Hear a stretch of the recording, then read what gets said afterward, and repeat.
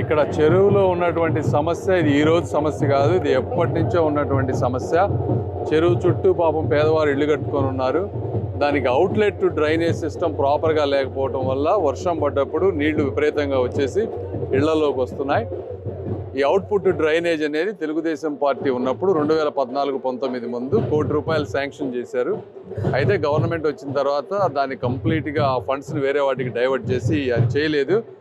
కాబట్టి 4.5 సంవత్సరాలు వీళ్ళు బాగా ఇబ్బంది పడ్డారు. ఇప్పుడు ఎలక్షన్ వస్తుందని చిన్నది ఏదో కల్వర్ట్గా ఆగమేఘాల మీద కొద్దిగా ట్రై చేశారు.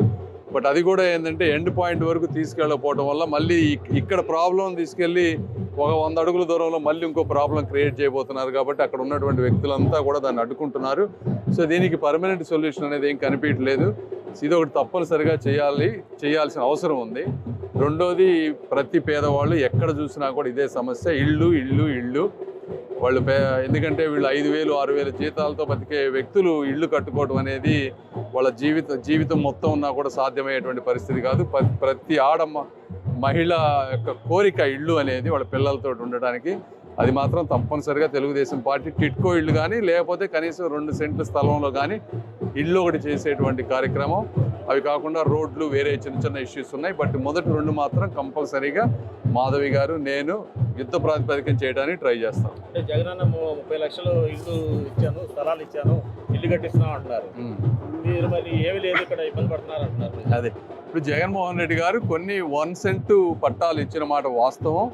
అయితే ఆ 1 సెంటు పట్టాలు ఎక్కడ ఇచ్చారు అంటే వీళ్ళు నివాస యోగ్యానికి దూరంగా ఎక్కడో ప్రాంతంలో ఇచ్చారు. అవి కూడా 10-20 లక్షల రూపాయలు విలువ చేసే భూముల్ని లోకల్ ఎమ్మెల్యేలు 50 లక్షలు, 60 లక్షల రూపాయలు చేసి 2-3 రెట్లు కొన్నారు. అంటే పేదవాళ్ళకి 2-3 సెంట్లు రావాల్సిన స్థలాన్ని 1 సెంటుకు పరిమితం చేశారు.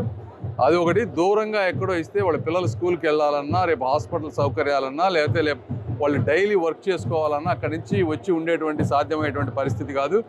రెండోది, ఇళ్ళు కట్టాలి. ఉట్టి స్థలం ఇవ్వటం వల్ల సరిపోదు. కాబట్టి ఇవన్నీ ఉన్నాయి. 1 సెంటు 50 గజాలంటే 50 గజాల్లో మంచం పడుతుంది వాళ్ళకి. అది నిజమైన ఇల్లు కాదు. కనీసం 2 సెంట్లన్నా ఉంటే దాన్ని ఇల్లు అనొచ్చు అనేది నా ఒపీనియన్. సో ఇది పరిస్థితి.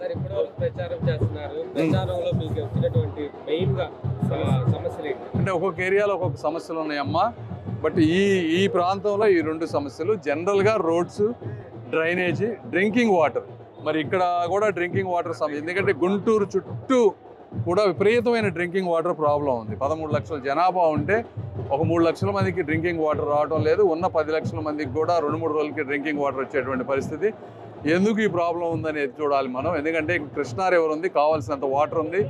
2014-19 మధ్య Telugu Desam party world bank funds తోటి 400 కోట్ల రూపాయలు పెట్టి రిజర్వాయర్ కానీ, ఫిల్టరేషన్ మెకానిజం కానీ, ఇన్ఫ్రాస్ట్రక్చర్ కానీ బాగా డెవలప్ అయింది. అయినా కూడా వాటర్ రావడం లేదు. దీంట్లో అధికారుల అలసత్వం కానీ, రాజకీయ నాయకుల అవినీతి కానీ ఇవన్నీ కలిసి వీళ్ళకి పాపం వాటర్ రానటువంటి పరిస్థితి. ట్యాంకర్లతో కొనుక్కుంటున్నారు ప్రైవేట్ డబ్బులు పెట్టి. సో ఇది కూడా వచ్చిన తర్వాత దీని సమస్యకు మాకు కారణం తెలుసు. 8 నుంచి 10 నెలల్లో కంపల్సరీగా నెక్స్ట్ 5 సంవత్సరాలు ఇక్కడ డ్రింకింగ్ వాటర్ లేకుండా, ప్రాబ్లం లేకుండా చేసే హామీ మాత్రం తప్పకుండా మేము ఇద్దరం ఇస్తాం. అంటే నవరత్న పథకాలతో మేము అన్ని సంక్షేమాలు పూర్తి చేసాము, మేము ఈజీగా గెలుస్తాము, మేము చేసిన పనులే మిమ్మల్ని గెలిపిస్తాయి అంటున్నారు. ఇంకో 20-30 రోజులు తెలుస్తుందిగా.